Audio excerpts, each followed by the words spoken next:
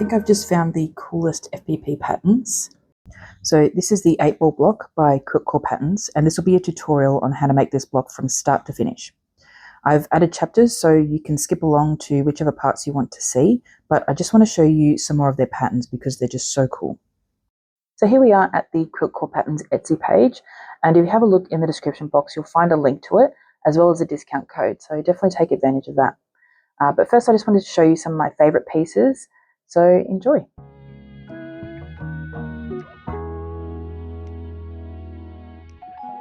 So we're working on the 8-ball block from this Tattoo series. So you can get this as a pack or you can get them individually. And this one has got to be my absolute favorite. I am obsessed. And I love this one for its like multimedia aspect. So if you have a look, it's actually got some embroidery and some applique.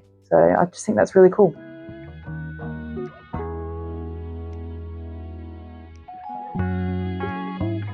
For my fabric, I'm just pulling from my stash, and so my black and white are both Spotlight quilting solids. So of my white, I've got about a fat quarter, and my black, I've got about a fat eighth. I could honestly get away with a lot less than that. And for my colours, I've got all Kona cotton solids, which are just leftovers from a Elizabeth Hartman quilt top that I've just finished piecing, and they're honestly just scraps. Like, I'll show you. Literal, just little scraps like this. And so for my red, I'm using cayenne, and my grey is slate. And for my background, I'm using a fleshy tone, which this is cream, but this can be swapped out for any other fleshy tone or any other background colour that you like. And so if you're working with scraps like I am, then you just want to sort of lay out your pieces and see what you're working with. Now, grab your biggest pattern pieces. For me, that would be these two background pieces, and make sure that we can at least get those on there. So let's have a look at this bigger piece. We'll open it up and see if we can fit both, or at least one on there. So I know I can fit definitely one on there, and because I've got two-sided fabric, I can flip the fabric around and it'll be exactly the same. So let's see if I can fit both on there, and if I'm really careful, I can actually fit both on there. So we know that those two big pieces are sorted. And then what have we got left? We've got all of this, some strips and some other smaller scraps. And so if we have a look at the pattern here, you can see we're just looking for all these sort of background pieces here. And for an example, let's have a look at this. So you can see the pieces are really small. So like B27, we'll definitely be able to fit that on a strip or just some tiny little scrap. Even B30, they'll easily be able to fit on there. I'm quite confident we'll be able to get them all on there. And if you're getting all your fabric new, then I would just get a fat quarter of each, and you'll have plenty for everything.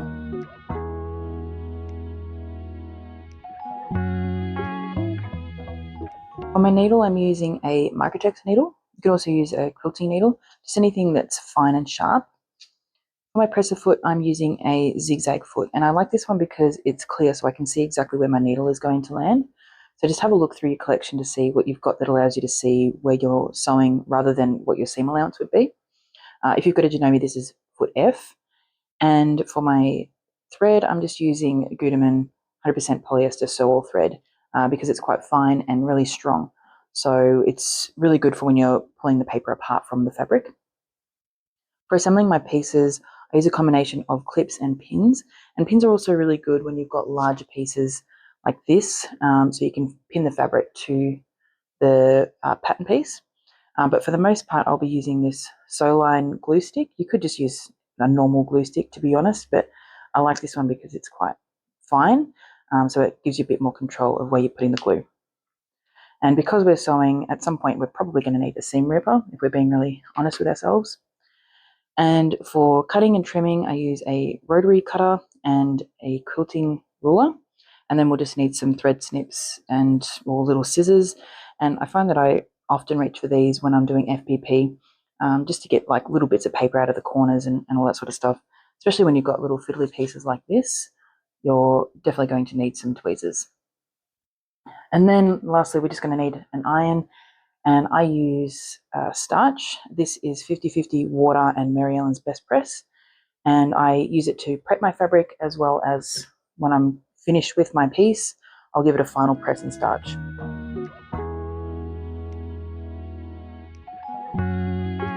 So here are all of our pieces of the pattern, roughly in the order that they're going to go once we assemble them. And I think that even if you're a beginner, as long as you can sew a straight stitch and you can be nice and consistent with it and can be patient, then you can definitely do this. So there's no Y seams or anything funky like that going on, just a fair number of quite small pieces. But if you can be patient with it, you will be fine. And I just want to show you the instruction booklet that you get with the pattern. And there's a ton of information in here, which is really good, especially if you're a beginner. And I love this, the little swatch table that you get. So I've added swatches of my fabric on here. And the Quiltcore Patterns use a symbol system, which I think is great. And it's much more visual and easy to see what you're doing. And there's even a colouring page, so if you want to pick your own colours, you can just see how that looks on there. So a ton of information, definitely go through it all. And I love the assembly instructions because you've got really clear step-by-step instructions, but then you've got like a visual version of it as well. So I think that's great.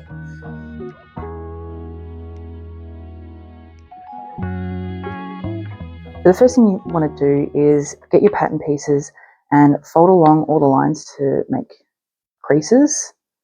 And I just do this by hand, which might be a little controversial, but most people will get like a ruler or a postcard or something like that to help them fold nice and straight. Just do that to all your lines, all the way across, it's fine. You might find for your larger pieces you'll need to use a ruler or something to help you get that whole line straight.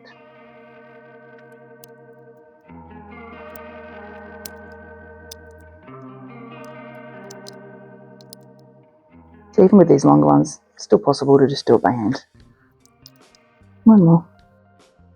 And yeah, it can be a little bit laborious, but it does help a lot as you're piecing it. So I'm going to go ahead and do that to all the pieces now.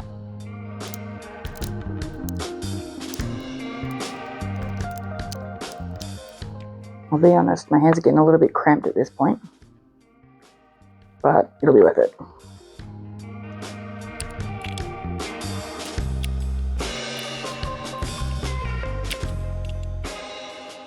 And sometimes I think the ink is actually helping you fold it because I find it kind of naturally wants to bend along the line.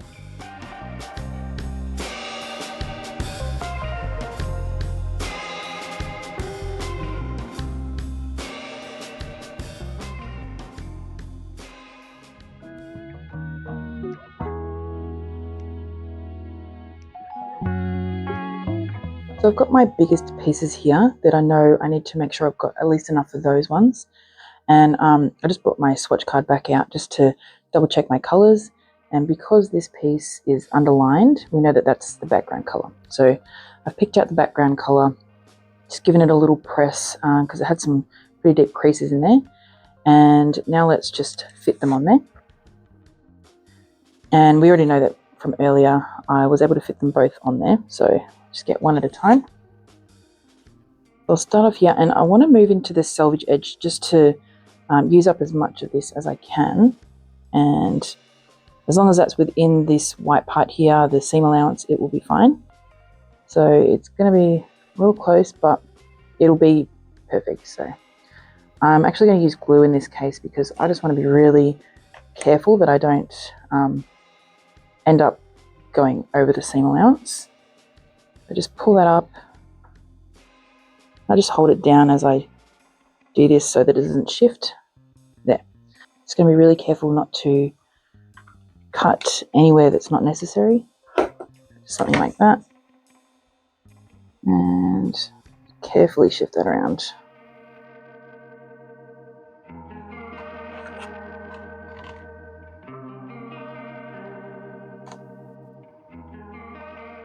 I'm just adding a little bit extra just to be absolutely certain, because again it's a big piece of fabric, so it can move around a little bit. Good there. And let's just shoop. Okay, now we've got this one ready to go, and we might need to just add a little bit more glue to that one actually.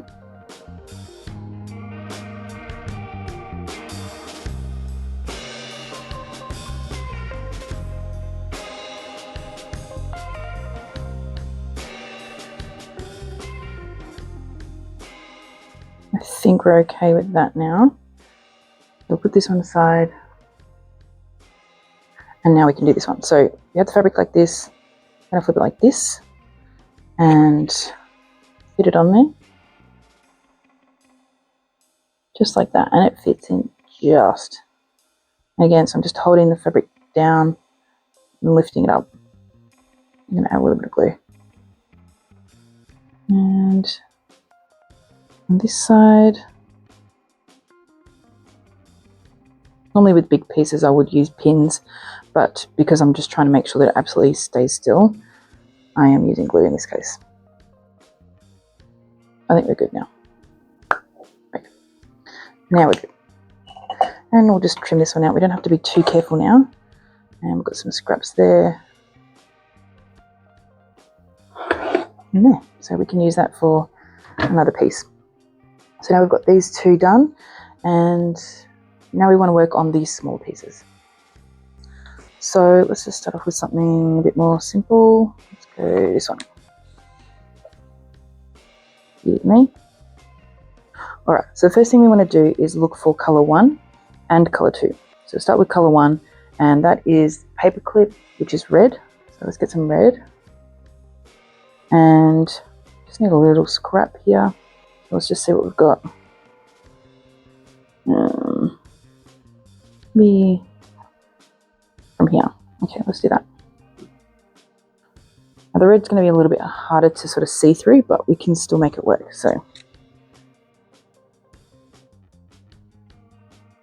okay, so let's pick a spot for it to go, and I'm going to say something like that.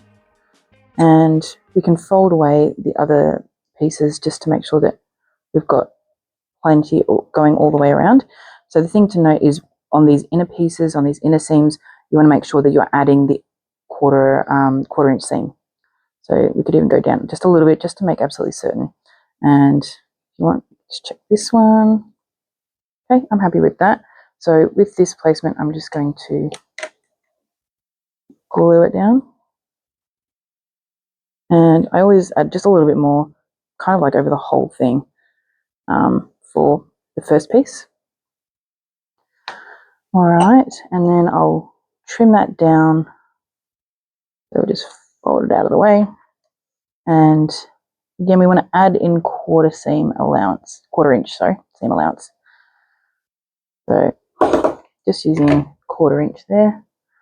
And then on this side as well. And when I get a little point, like a really pointy bit, I'll actually sort of trim that out of the way as well.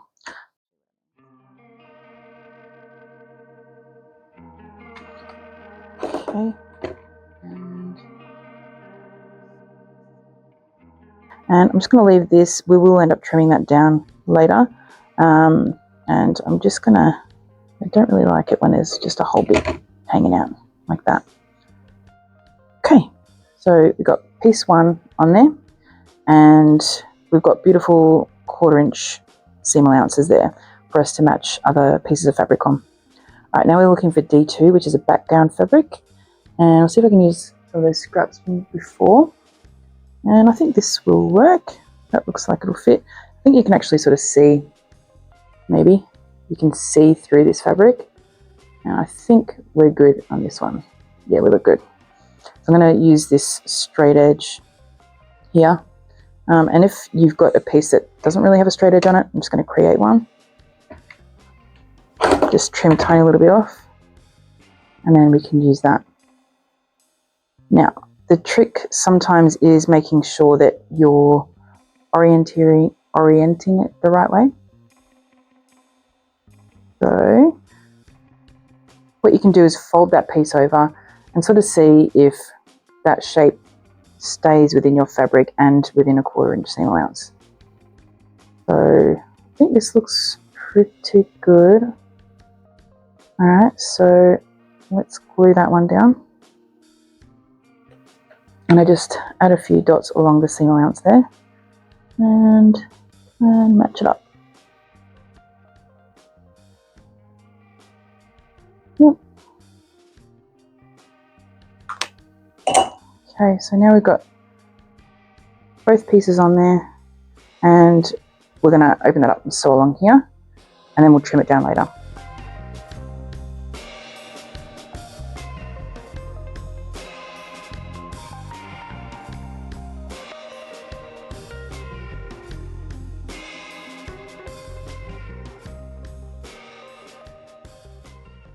And I want to show you a way that you can be a bit more calculated with your fabric if you're working with scraps like I am. So I've got this little piece here that I want to use, and it looks like it'll be perfect for G7 there. So just sort of arranging it just to see if it will cover that whole shape. And it looks like it does. So if I flip both the paper and turn the fabric around in the same orientation, I can figure it out. And just make sure that it does cover everything once you've got it flipped over like that. You can check both sides. Just be extra careful with this one, because if you end up sewing it on, it doesn't fit, it goes a bit wonky. All right, I'm just using that edge to create my new angle. And then all we have to do is just secure that down with a little bit of glue. And it's already in the right orientation for us to start sewing. And this is how it turned out once I've pressed it and flipped it back up. Fits perfectly.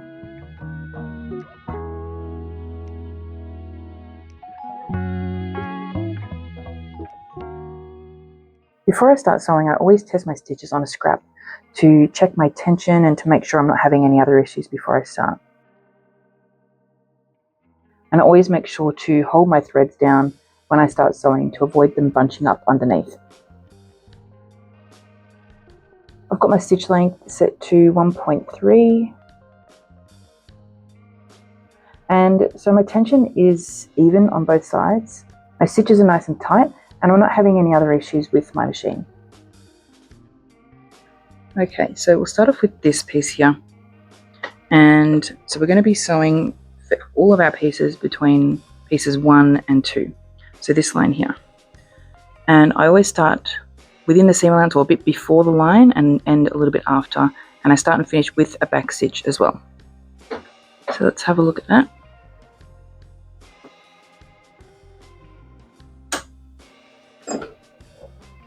And just take your time.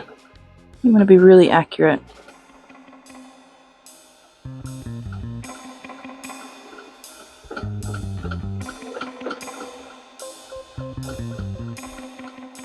And I'm trying to aim exactly on the line.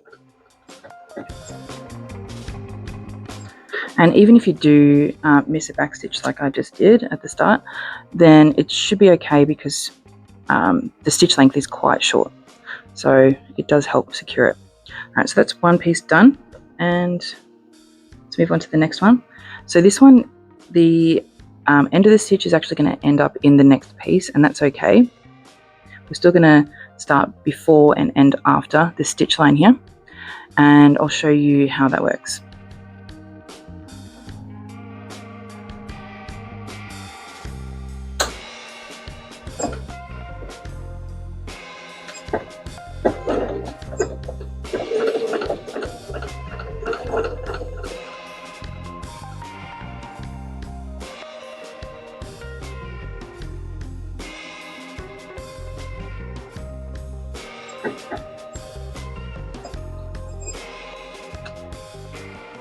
Okay, and so all we need to do is just pop the stitches out of there, that piece of paper, and that still folds out perfectly, and it's not going to affect that piece at all.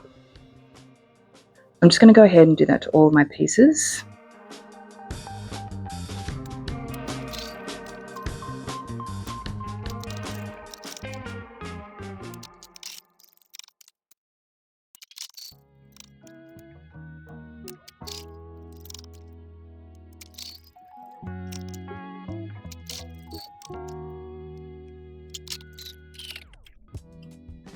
Okay, and then for my two big pieces here, I'm just going to do a little basting stitch within the seam allowance, just to make sure that it all stays exactly where I want it. So I'm going to increase my stitch length to like 3.5, something like that. And then I'll just go around within the seam allowance and just tack it down.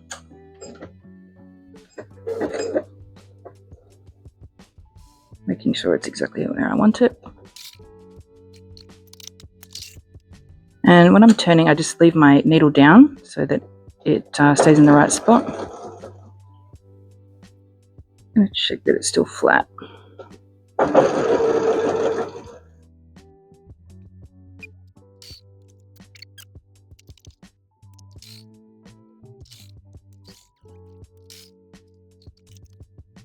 Okay, that looks good.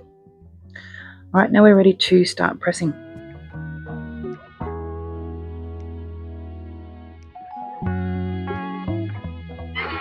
So when I'm ironing, I'll have my heat set to the highest setting and my steam turned off, but I'll have water inside so that I can steam manually when I need to. The first thing is to set your seam. So first we'll just press it flat as it is, and then we'll finger press it open. Okay, and then just press that down. And there we go, there's our first piece. And I'll just keep doing that to all the rest of the pieces.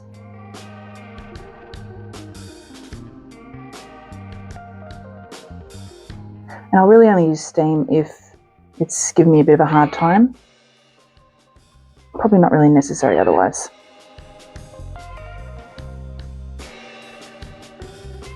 And just look out that you don't get sort of like a folding over. You want to make sure that your seam is pressed back nice and tight.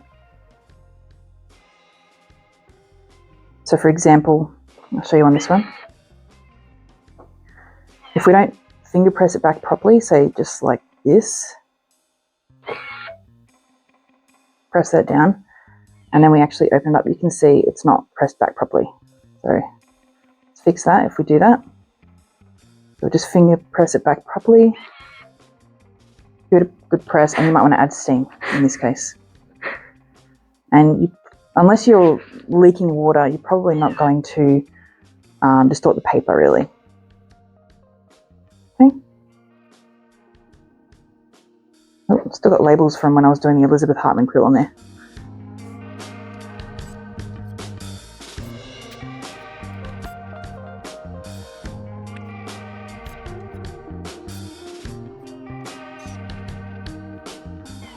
And I'll just show you what happens if you dig a little bit, maybe too much steam, or you leak water or something on there. I'll show you what happens. And it's really not the end of the world. And that's what happened on this one. So I actually just got this Aliso new under warranty for my last one. And I did neglect to test it properly before I started pressing my pieces. So it did leak a little bit of water, which you can see here. But luckily it didn't really cause any issues. And I just let it dry before handling it any further. If the paper did get a bit too wet and maybe it started to tear or something like that, I might consider redoing the whole thing. And you might be able to salvage the fabric depending on how complicated that unit is.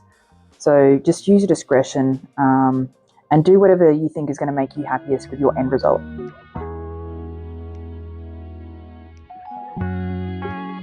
Okay, now we're ready to trim everything up, and let's start with this piece. So once we've trimmed this piece up, this piece will be complete. And what I'm going to do first is actually add a little bit of glue here, because I want to avoid this bit of fabric shifting and causing issues later. I'll just add a little bit just to hold it down nice and flat. All right, and because this piece is complete, we're only trimming around the outside, and so we're going to trim 1/4 inch all the way around, all 4 sides, and that's according to this stitch line here. So we'll just get a little quilting ruler and line up the 1/4 inch line with the stitch line and trim that off, and just do that all the way around.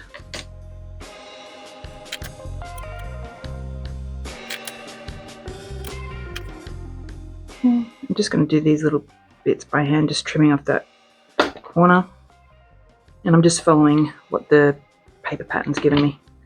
Alright, so this piece is done.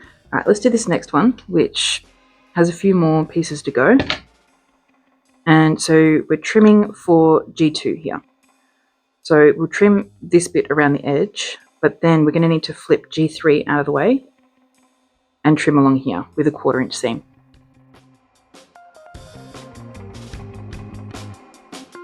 And now all we need to do is just flip that G3 back, like this. And now we're lining up this 1/4 inch with the edge, or where that fold is. And that's going to give us a 1/4 inch seam allowance all the way around. All right, and that's that one done. I might just, there. Okay, now it's done.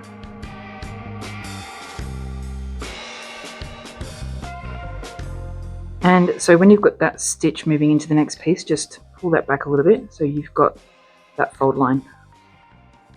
So we've got a piece here where the layers of fabric are really starting to stack up. So we're looking at this seam that I've just created here, and it's all these pieces meeting up with it, right? So let me just show you how many pieces there are right here. So 1, 2, 3, 4, 5. And that's just going to keep building if we don't trim these seams down a little bit more. So what I'm going to do is fold at C7, and I'm going to fold C7 piece away as well. And this is going to go down to an 1/8. So let's do that. Let's just make sure that they're both out of the way. Okay. So instead of a 1/4, I'm going to go with an 1/8. Okay. All right. So when we add these seams on here, so C8 and C9, we're going to have a little bit less to fight with, and it'll look a lot better. Because when you sort of have too much stacking up, it creates like shadows, and I think it just distorts the image a little bit. So here's another good example of where 1/8 inch seam allowances are a really good idea. So in these pieces here, they're all actually narrower than 1/4 inch. So the fabric's going to start really stacking up if we don't manage that. So this is what it looks like, and I'm using 1/8 inch seam allowances all the way around, and that's allowing me to keep this piece nice and flat. If I'd kept 1/4 inch on all of these pieces, I'd have at least like 4 layers of fabric all the way around by now, and that would only continue to build as I add these moon pieces here.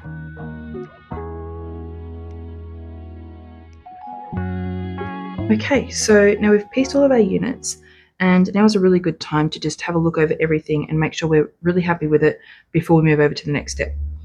So for example, on this piece here, I did make a mistake. I had this as red instead of the background color. So I just got my seam ripper and carefully removed that piece, and then I just replaced it. And you can't even tell that there was ever anything wrong with it. So definitely just check all your colors, and you can check it against the original pattern, just make sure that it looks right. And another thing I will note is that my whites did get a little bit toasty under the repeated ironing. So I think next time I will use either a press cloth or just a seam roller, just to avoid all that excess heat. Now we're ready to start assembling. So let's have a look at our instructions. So of course we can just go step by step and follow the instructions that we're given. But what I like to do is see what I can pair up all in one go. So for example, in step 1, of course, we've got HG and FE, so we'll do that. But then we can also do JI and AB, and we can do those without affecting the assembly or any other pieces. And so if you're not sure what to pick, just anything that doesn't have a dependency on another piece.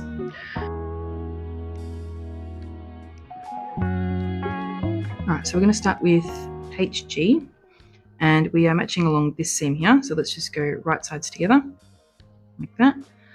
And we're going to be matching up whatever matching points we've got. And in this case, it's these 2 corners on both sides. Okay, so this is where I get my pins out first. And I'm going to put my pin in directly at this corner and hopefully come up exactly at the corner on the other piece. Okay, so, and sometimes it'll take a couple of goes adjusting it, but no, that one worked. So let's go to the other corner. So always just put pins through all my matching points first, and straight in there, and that came out nicely. All right, and then what I will do is, to actually secure it, I'll use clips. And the reason for that is that if I try to actually pin this down, you can see that you get kind of a braided edge, and that just misaligns all the seams. So that's why I just use it and keep them exactly straight out like that while I'm getting my clips situated. All right, so I'm going to put my first one a little bit down from where I'm going to start stitching. So something like that. And I'm just checking that my pins, the pins that I'm clipping between, are staying nice and straight. So that's sort of what I'm keeping an eye on. And now that we've got those clips there, I'll take those pins out and we can be pretty confident that everything will stay nicely how it is because the paper is stabilizing our pieces. So there's less concern for things moving around.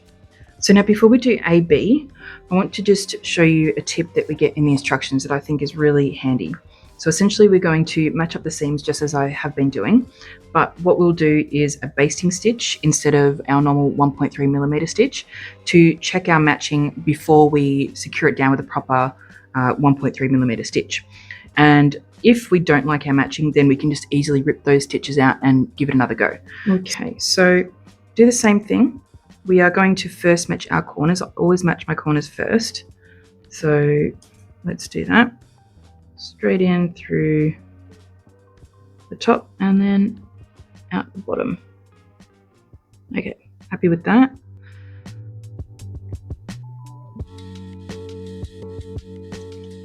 And then again on the other side.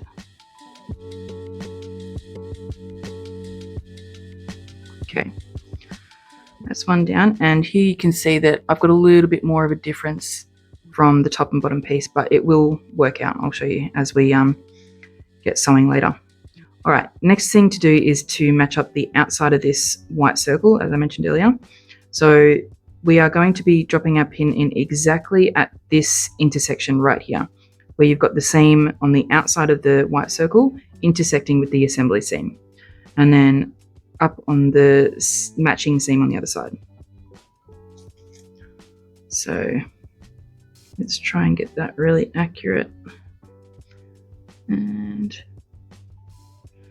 you can see that my paper's ripping quite a bit because there's been so many little seams, but we can still, it's not really going to cause us any issues. Okay, and the pins are probably going to be going all which way as you're doing this, but don't worry about that. Just focus on matching up all of your points. Okay, nope. And excuse my pinkies, they kind of just have a mind of their own. Nope. Trying to come up exactly where I've stitched. I can see the stitching. So I'm just going to come through there. I can actually see the stitching on both sides because that paper's ripped so much, so that kind of does help a little bit. Okay, now just on the outside of this 8. Exactly at that intersection. Coming up. Yep. And then one more.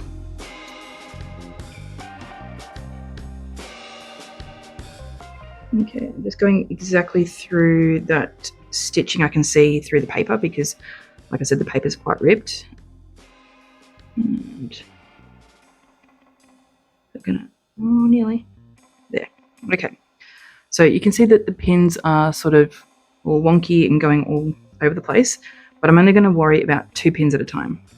So I'm going to smush them around to get them as straight as I can before I clip anything down. All right. And I'm going to sort of go crazy with the clips because I can tell this one's going to be a little bit of a fight to match up nicely. But we do have that tip of matching the critical seams with a basting stitch. So it's not really going to be the end of the world if it doesn't work first time. But of course, it's always nice if it does.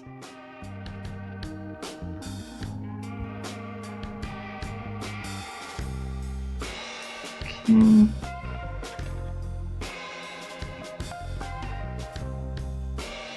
This one's crazy. Whoop.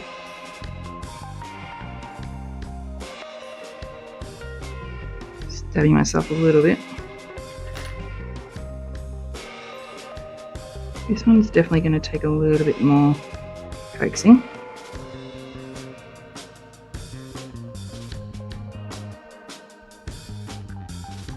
That's better.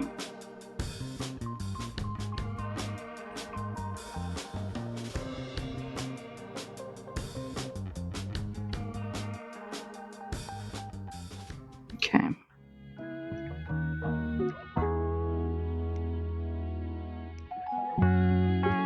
I've got my stitch length set to 3.5, so we can do our critical matching for AB. And I'm just going to sew just like I've been doing all the other seams. Just carefully place that under, line it up exactly with that stitch line, and I'll still start before the stitch line starts with a little back stitch.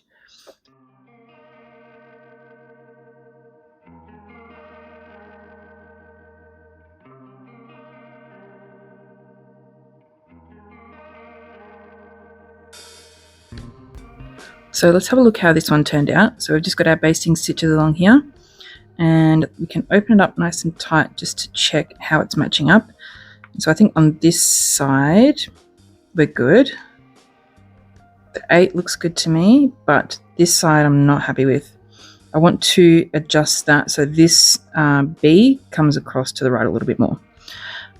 So in that case, I'm only going to adjust this section here. We don't need to rip all of these stitches out because I am happy with all of that. So what I'll do is I'll just do a little securing stitch around about where I want to start pulling. So just a little bit after the 8. We'll do a securing stitch there, and then I'll rip these out and we can just make some adjustments and give that another go.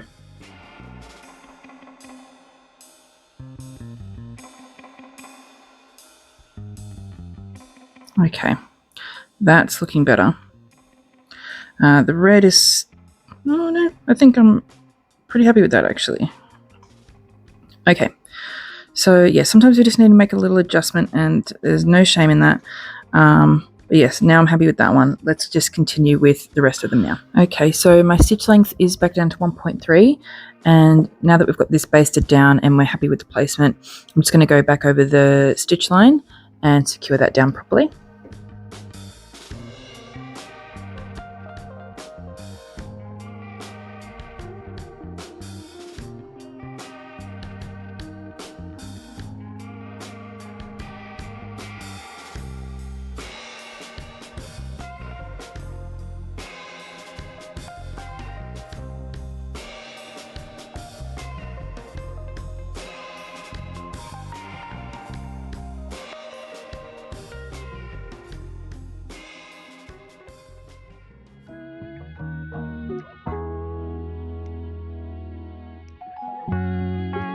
Okay, let's press these seams open. So I'll just start by ripping the paper off within the seam allowance.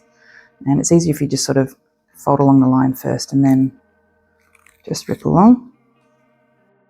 This is where the tweezers come in handy for these little bits here. And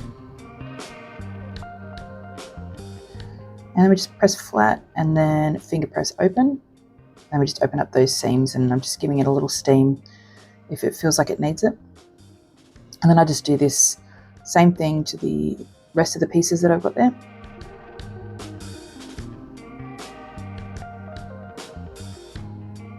And this one gives me a little bit more trouble, so I do end up spending a little bit more time with it off camera, just trying to get those seams separated. But we get there in the end.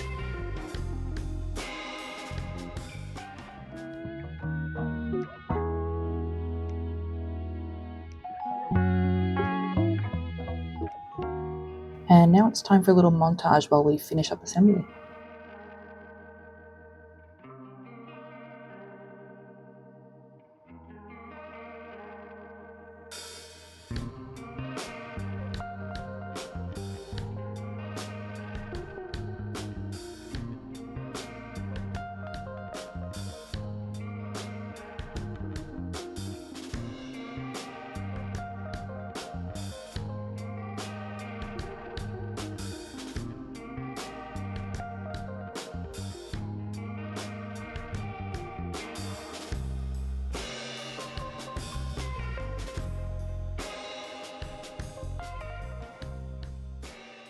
And here's the reveal. So we've got it all in one piece and it's looking really good. So still got all the paper on the back. But I just wanted to show you, I did notice there's a little bit of a difference from the original design. So there must have been a little update somewhere along the line. But I did double check everything and it's all correct. So there we go. And now we're ready to pick all that paper out.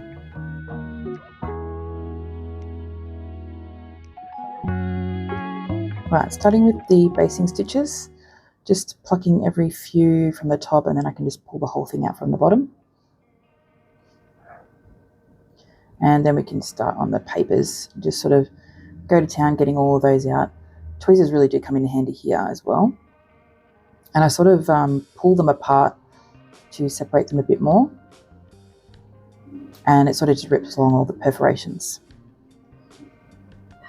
And I'll spend the most amount of time around about here, just getting all these teeny tiny pieces out. And just don't forget to lift your seams and have a look under there to make sure that you're getting everything out. Because even though we got rid of everything from the seam allowances, there's still some stuff tucked up under there.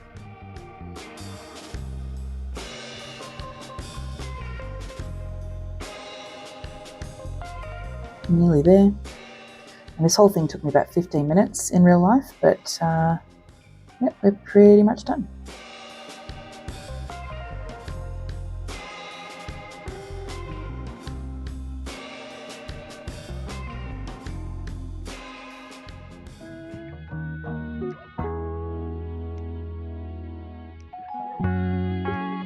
Right, so I just start with getting those seams back down after we've sort of gone crazy with getting all those pieces of paper out. And I'm just trying to be really careful not to disturb all the other seams because they've got seams going in all sorts of directions. And I'm just trying to give it a little pre-press before we start starching. So just use your fingers to sort of lay everything semi-flat as much as you can for now. And the fabric sort of remembers where it was, so you can just sort of press it down, just like this. And it should just sort of mostly do what you want. And then once we've got that all sorted, we can give it a good starch.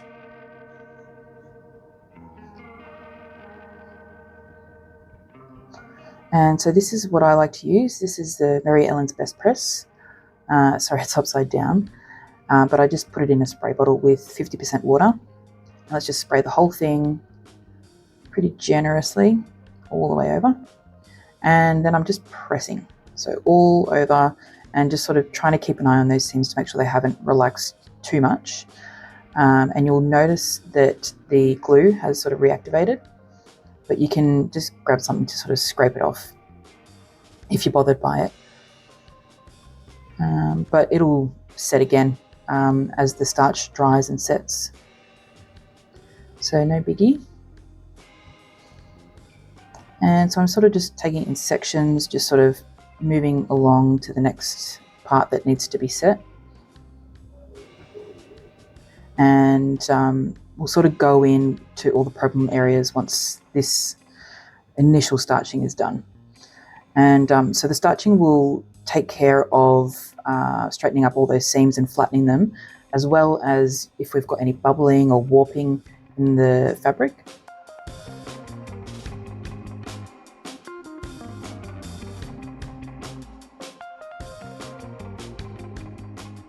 And now we can start working on our little problem areas. So I've got one in my sights right now, which is, yeah, I'm just sort of moving it into place. And I sort of position the block so that I can come at the issue area from the right. Give it a bit of a spray and manipulate it with my fingers as much as I can. And then we just sort of set it down with the iron. And you can just come back to pieces as much as you like and just sort of keep going at it until you're happy with everything. And I'm just looking for my next victim. This looks like a good one. And you see when you spray it, it sort of relaxes that fabric straight away. So you can really work at it. And I use the tip of my iron to sort of really push and get into those little crevices there. And give it a good set. You can steam it as well.